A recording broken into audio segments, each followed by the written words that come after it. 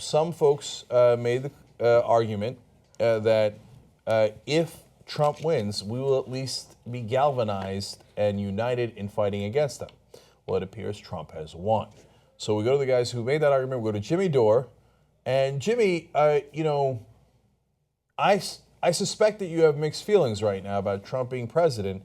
But, you know, as you look around here and everybody is mad, et cetera, a little galvanized, right? So what do you think? Well, that's exactly true, that we, you know, the country has to come together now. The left is going to be united, maybe with the independents, and we see what happens. But it's, again, I'll make the same point I made about Richard Nixon, you know, as that, if you remember the 68 election, it was crazy, right? And there was the riots in the streets, so we had the Chicago and the whole thing.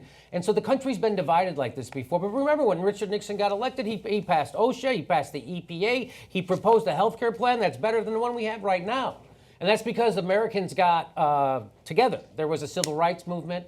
There was an anti-war movement. There were movements right now. So right now there's a Black Lives Matter movement.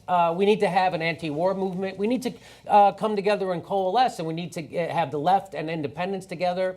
And it's up to us now, right? It's up to our country. And let's remember that the media had a big hand in this, in creating Donald Trump. They normalized his demagoguery by airing it 24/7 and giving him $2 billion in free money, free advertising. So don't listen to them anymore, right? That's, again, Bill Clinton made it so there's only 6 companies bringing us all of your news, right? And we're the antidote to that. So of course, no, we're all... He's an ugly person. It's a horrible thing that has happened. Now what we have to hope for and try to make happen is that he's such a flawed guy that he can't help himself. He'll still keep alienating the people that he needs to govern. He'll alienate Paul Ryan. He'll alienate Mitch McConnell. That's what we have to hope, and we have to work against them. Right now, I don't think Paul Ryan's...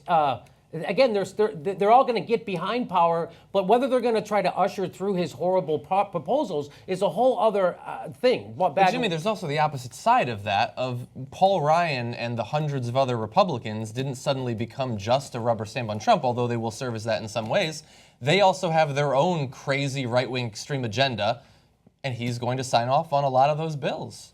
They now have a free pass to pass whatever crazy fucking legislation they want. If they want to repeal Obamacare on day one, they can, and he'll sign it. If they want to cut corporate taxes down to a third of what they are, they can, and he'll sign it. I know this is we're in a tough spot here as Americans. This is what happens when the media and the Democratic Party are in bed together, I guess. This is what happens, right? So Jimmy, let's keep it real. Look, on the one hand, I appreciate your argument before the election a little more than I did before, and I'll tell you why. Because it allowed at least for a clean break.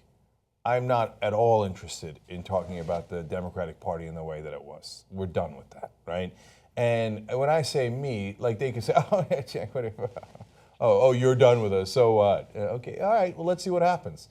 My guess is that our populist wing comes and kicks your ass left and right and all over the street, and we're going to take over that party, okay? So you're going to lose and we're going to win, and we're done with it. So a stronger Democratic Party is monumentally important, and maybe this got us there, okay? So I appreciate that side of your argument.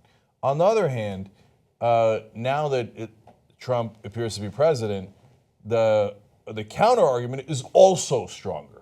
Like, oh boy, they could do, as John's just pointed out, they can do anything, Jimmy. They control the Senate and the House. They're going to get the Supreme Court. We handed almost unlimited power to a fascist wannabe. Buckle up. So are you not deeply, deeply concerned about that? Yes, of course I am. I mean, we warned them, you know, like when Barack Obama was repealing habeas corpus and signing Section 1021 of the NDA. We're saying, hey, you know, the next guy might not be a nice guy like you.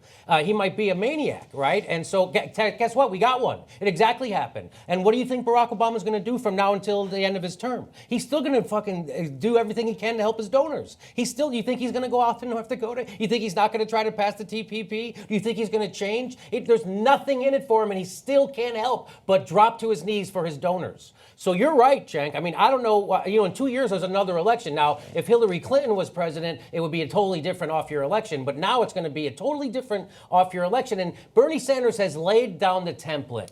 You don't need to take their money. If you talk to the people will support you. He outraised Hillary Clinton at $27 a clip. People are tired of establishment politics. That's what this is. It's the weirdest thing that the Republicans ran a populist and the Democrats ran an establishment corporatist. But that's what happened, and this is the result. So in 2 years, we start right away, but we can, again, in a weird way, there's going to be horrible negatives, but we have to try to accent the positives, right? We can't get stuck. We can't be defeated, right? We have to now start working, and in 2 years, we can do some things, and then in 4 years, we can do some things. So populism is on the rise. I don't know if I think the Democrats are going to take the wrong message from this, Cenk. I think they're going to think they need to move farther right. By the way, if they do, again, we're done with them. So what? Again, she picked Tim Kaine. After Bernie was filling stadiums and she couldn't get 5 people to come see her in a frickin' gymnasium, she still went to the right. Well, I talked earlier in the night about the things I was wrong about. Man, was I right about Tim Kaine. Because I said it wasn't about Tim Kaine. So the problem with the Tim Kaine pick is what it says about Hillary Clinton. And it says 2 things. One, I'm going to keep doing things exactly the way I've been doing them. I'm not, all that stuff Right. about changing the platform. Yep. No. Power to the people. What people? What are you talking about? Okay, get away from me. No, we're going to keep on doing the same corporate stuff. But even more important than that, in terms of the results of the election, it signaled overconfidence. I don't need progressives. I don't need millennials. And what did I tell you earlier in the show? She wouldn't come on this program because she thought, 80 million unique viewers that are millennials, progressives, and some of them undecided. I don't need you. Oops. It turns out you needed us. To be fair, she didn't want to go on any program. I mean, No, she went on Fox News. She went on Fox? Well, that's true. She'll go on any right-wing program because it's not that much of a challenge. They're not going to challenge her on her right-wing positions, which is her Achilles heel. That's her real problem. They're going to challenge her on nonsense like Benghazi, where she's right? Cenk, everyone knows if you run a Republican against a Republican, they choose the Republican every time. We know this, right? So again, Howard Dean said 13 years ago, you want to know why half the people don't vote, you got to give them something to vote for, and all they did was give them something to vote against. And so Bernie Sanders gave people something to vote for, to come out for, and people did in droves. So did Trump, by the way. He was still filling stadiums to the last day. Hillary couldn't get 5 people to come here and talk. And so, again, everybody sticks their head in the sand and just hopefully the donors are right this time.